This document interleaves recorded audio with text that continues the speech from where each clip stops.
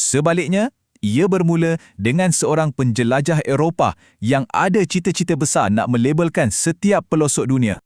Cuba kita tengok garis masa ni. Segalanya bermula pada tahun 1832 bila seorang penjelajah Perancis bernama Jules Dumont d'Urville mencadangkan istilah Malaysia. Dan idea ni terus sebar dengan cepat gila. 3 tahun je lepas tu, pada 1835, ejaan Inggeris Malaysia pula muncul, dipopularkan oleh ahli geografi Amerika. Menjelang 1836, nama tu dah pun dicetak atas peta. Ini tunjukkan betapa pantasnya idea ni diterima pakai oleh komuniti akademik barat masa tu.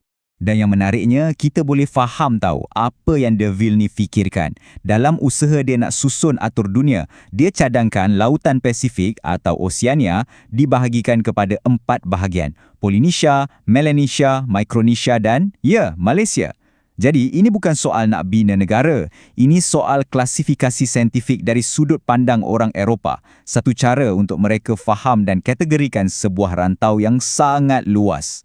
Jadi, perkara paling penting yang kita kena faham kat sini ialah Malaysia pada abad ke-19 tu bukan sebuah negara. Ia cuma satu istilah geografi, satu label mudah ciptaan barat